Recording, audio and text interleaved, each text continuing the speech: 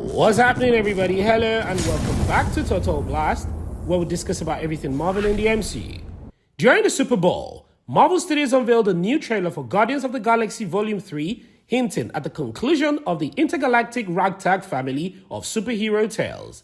Well, the High Evolutionary will appear in this movie as a villain, as we previously revealed. Previously collaborating with James Gunn on the Pacemaker series, Chukwudi Iwuji is now a villain in the MCU to establish a perfect society. He was portrayed in the first trailer as a mad scientist who enjoys abusing people for his own gains, but this new trailer gives us a better understanding of his motivations.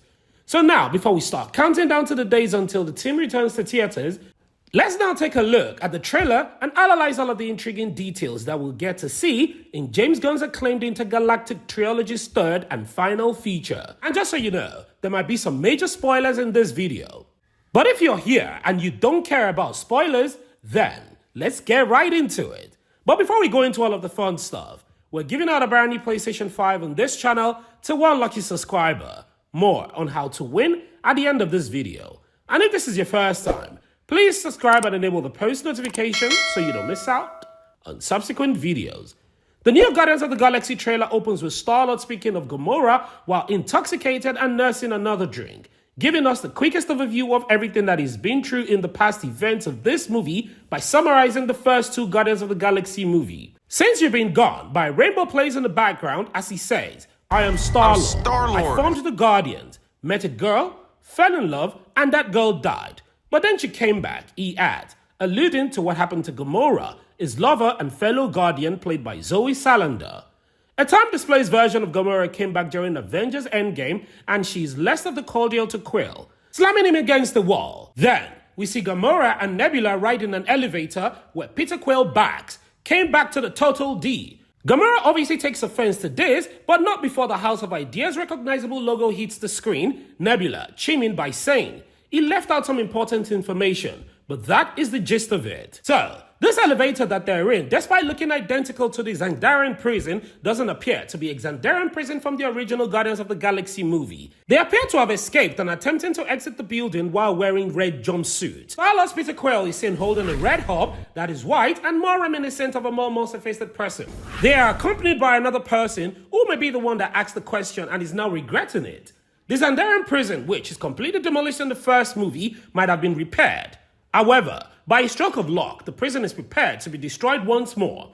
The Guardians are seen escaping the prison while the remainder descends into mayhem, drawing comparison to the first movie. Furthermore, the theme song of the trailer, Since You've Been Gone, gives off a strong impression that not everyone will survive this conflict. Now, it is obvious even before the movie's production got underway, that Star-Lord and Gamora will reunite in Guardians of the Galaxy Vol. 3. Due to time travel, Zoe Salander was able to play Gamora again in Avengers Endgame after she was killed in Avengers Infinity War. However, because this new Gamora is from 2014, she's unaware of everything the Star-Lord and the now deceased Gamora went through before Thanos arrived to ruin everything. And of course, Star-Lord won't let that stop him from exerting every effort to get the lady he loves back. Although, Gunn predicted that he would experience emotions and sadness towards the end of the film, we are hopeful that Star-Lord and Gamora will find an happy ending. If you ask me, they deserve every bit of it because of everything that had occurred within their families. Next, we see the Guardians who are seen navigating their brand new starship Bowie to the High Evolutionary's headquarters.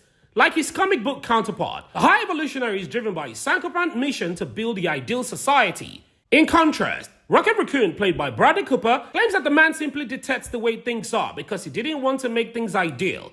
In flashbacks, we see a young Rocket being experimented on by the High Evolutionary and meeting his own love interest, Lila, an author who has also undergone genetic enhancement. To uncover the man who shaped Rocket into the character that he is now, Quill and the ragtag group of misfits travel across several planets.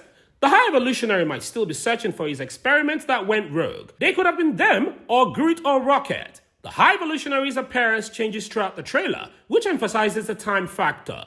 More footage of the trailer shows that the Guardians leaping from Bowie onto an asteroid and Quill dashing through the burning debris, with Groot, played by Vin Diesel, standing back-to-back with Quill, and the Guardians leaping onto Adam Warlock, played by Will Poulter, are just a few examples.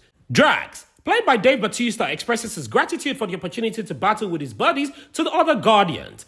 Quill follows up with a heartbreak speech. We were always searching for a family until we found each other. It finishes with a simple yet powerful statement. Are you ready for one last ride? It will be a spectacular ride, based on the video of Bowie tearing through space and Warlock's relentless chase. The post-credit scene of Guardians of the Galaxy Vol.2 teased Adam Warlock's MCU debut. Will Poulter's Adam Warlock made his first appearance in the Vol.2 trailer, and the new trailer gives us a closer look at how we fit into all of the narrative. But one aspect of him that is teased and stands out is the brief moment where he battles Drax. The only issue Quill has left to resolve is a relationship with Gamora after spending these films, and even the Guardians of the Galaxy Holiday Special on Disney+, working on his differences with the various members of his family, including his mother, father, and sister. He's been searching for Gamora since he left Earth after Tony Stark's funeral, in hopes that she'll feel the same way about him that his Gamora did. It may be more difficult to persuade this version of the deadliest woman in the galaxy based on what we can see. It will be entertaining to watch. Peter, you can try. While James Gunn, the writer and director of Guardians of the Galaxy, has frequently stated that Rocket Raccoon is the emotional center of the story and how this will all tell, Peter Quill will likely disagree and claim that Star-Lord is the major character of the film. Recently, he even claimed that finishing Rocket's story was the main reason they had originally returned for a third film. It is now time to meet the High Evolutionary to do that. The High Evolutionary appears in two fresh iterations. As the gunfire approaches a young Rocket Raccoon, it appears more apparent that he's responsible for altering the genetic makeup of his body, making him cynical and bizarre. High Evolutionary also goes through several tests and changes to become the best form of himself. This individual desires a full transformation of civilization, which is quite similar to Thanos' desire to alter the equilibrium of the cosmos. Well, there is no doubt our emotions are going to be all over the place throughout this film, based on what we've seen so far in the trailers. It would undoubtedly break hearts to learn about Rocket Raccoon's history. And on the other hand, Baby Rocket will be shown to us. Anyway, Drax appears to be the second best candidate to beat the franchise's sad farewell based on what we've seen after Rocket. Adam will turn out to be one of the good boys by the end of the movie. But that's only speculations at this point in time. So, we don't know how the villain side of the story will progress. And the fact that Dave Bautista has declared that this will be his final Marvel picture and that the entire plot of Drax was predicted on the fact that his wife and daughter had died before the event of the first film are some considerations that he might be taken into account as why Drax will die in this film. The new trailer also puts the scant light on the High Evolutionary played by Chukwudi Iwuji, the unethical scientist responsible for turning an innocent raccoon into a gun-wielding rocket through painful surgery and genetic manipulation. Rocket is even observed receiving the experiment tag 89P13. Speaking of Rocket, it appears on the other hand he also acquired new arms since we last saw them. Nebula looks to have a certain alteration made to her cybernetic modifications that are inspired by James Cameron. Her arm literally melts and transforms into a blade, using technology hacking that is used by another pacemaker alum, Robert Parkins, in Terminator 2's Judgment Day. When Nebula Squad's battles Adam Warlock, played by Will Poulter, the formidable character built by the Sovereign in Guardians of the Galaxy Vol.2 post-credit scenes to destroy Star-Lord and company, this new weapon will undoubtedly come in handy. But it's bizarre that the High Priestess Aisha's dispute with Rocket over some batteries is essentially what gives rise to his existence. After talking about the High Evolutionary and his situation, we should take a moment to appreciate his appearance from the perspective of costuming. The persona of Iwuji is shown in the trailer is the most verified way yet, giving us the best overall impression of him. He has hair for 1 second and then it appears as though his face is torn off at an hairline and strapped on back. His head bears the appearance of a pinch-closed dumpling on top. But given how Gunn works, it's probably that amazing makeup artist and the third tier and true method of realistic effect helped create his appearance. Rocket is depicted with his robot arms embracing an otter, just like in the first video. This persona is thought to be Lady Lila, Rocket's sole partner and an heiress from the planet Half-World. For Incredible Hulk volume number 271 in 1982, Bill Mantlo and Sal Buckman created her. Over the years, she made a few appearances in Marvel Comics. She also made an appearance in the critically acclaimed video game Guardians of the Galaxy, the Telltale series, more recently. Fans have undoubtedly appreciated her and Rocket's relationship because she has ever received a fair share of merchandise from that visit. Though, true believers should certainly have some issues on hand if her MCU debut is anything like the game. Even though we're unable to confirm or rule out the possibility that Lady Lila or Rocket dies tragically at this time, let's just take a moment to enjoy being content and lovely while we can. Cosmos, the space dog, makes a comeback in Guardians of the Galaxy Vol.3 to team up with the crew on Nowhere and continue being the best dog in the galaxy after making a debut in Guardians of the Galaxy. As part of the collector's collection, and then making an appearance once more in the holiday special, Maria Bakalova, who starred in Borat, the next movie, and Bodies, provided the character's voice and motion capture. The character has begun to resemble a comic book counterpart more. Cosmos has been showing off telepathic skills more in this chapter. In addition to playing a bigger role in the Guardian squad, that doesn't necessarily imply that she'll be engaging Adam Warlock or the High Evolutionary based on her own. She might do so if necessary. It's also important to note that Cosmic is a male dog in the comics. However, James Gunn changed things up until the movie MCU variant. It disclosed on Twitter that the beloved space dog from the comic was based on the female dog from the Soviet Union who perished in orbit in 1957. But with his interpretation of the character, it was majorly going back to the source material. Even though the majority of the video was being joyful, Guardians of the Galaxy Vol.3 viewers will probably experience heartbreak after the credits roll. That's undoubtedly the impression Plum Clementif's Mantis is making in the brief scene, which also features a Drax and Nebula who appear discouraged, a few other individuals who may not or be resistant to Nowhere, or perhaps prisoners of the High Evolutionary. The first trailer phase, "We'll fly away together into the forever and beautiful sky," is repeated by an emotional Rocket. It is best believed to be ready for some emotional scenes ahead, given that Gunn's assurance that some of the Guardians will perish in this film. The trailer does not, however, end with such a depressing message. We get a funny segment starring Quill, Gamora, and Nebula in classic Guardian style. They're probably being locked once more, but by this time, perhaps by the High Evolutionary or the Sovereign based on similar jumpsuits. Regardless of who has them, they seem to be in some lightheaded moments when Gamora implies that Star-Lord is genuinely in love with Nebula in the intervals between being apprehended and escaping. The latter doesn't take this too well, but the former gives it thought before receiving some stern reprimand. Peter even makes a few flirtations attempts before being cut off. This is a fantastic illustration of how Karen Gillan's role has grown in these films. Over the years, a character has evolved from a cutthroat antagonist to a hesitant ally. As we saw in the holiday special, she genuinely cares for the crew, especially Rocket, given that they both experienced being unwittingly used by test subject. It is credits to Gillian's talent as an actor on how well known she knows how to perform and demonstrate in such a variety of acting skills. Fans of Doctor Who have undoubtedly known this for some time, but it's wonderful that the rest of the world can now recognize it. The Golden Folk have yet to be visible to us. The Sovereign Planet's leader, Aisha, was furious when the Guardians took her Analog's batteries and she made a deal with the bounty hunter Ravager Yandu Odota.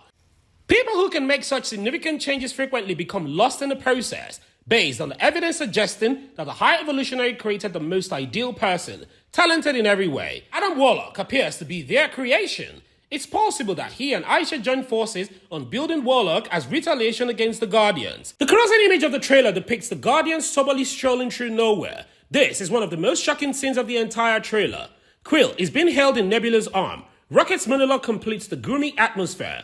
We'll all go off into one flight, into the endless stunning skies, because this is a James Gunn movie. The trailer concludes with a humorous scene. Gamora notes that Nebula sounds more like a former self when her sister angrily objects. Quill, though, can't help but look into the cyborg's blue eyes. And Quill responds, he picked a nicer pair.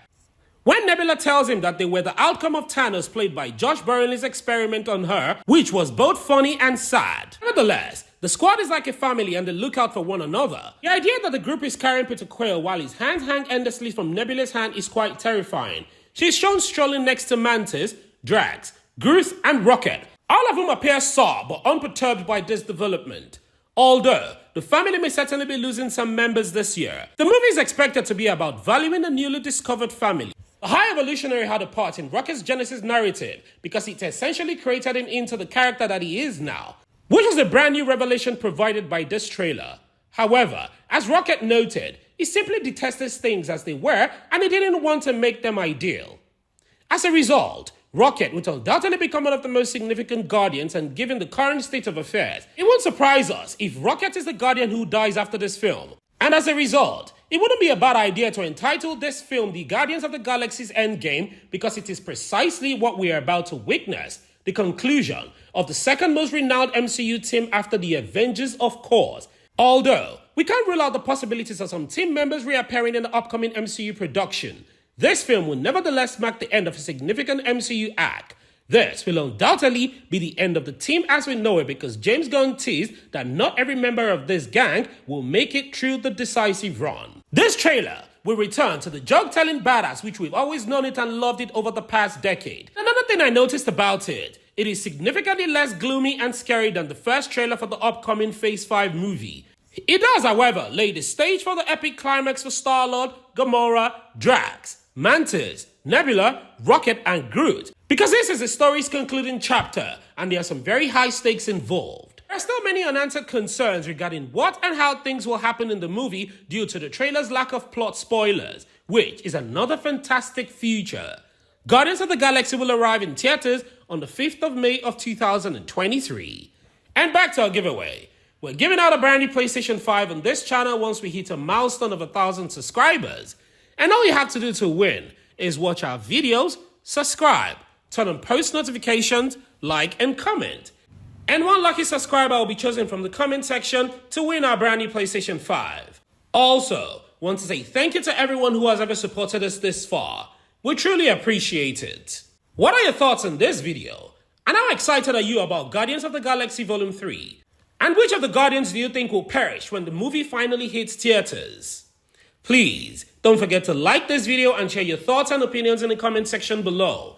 Subscribe and turn on the post notification so you don't miss out on any of our latest Marvel news. Thank you so much for watching. And as always, I hope to see you in the next one.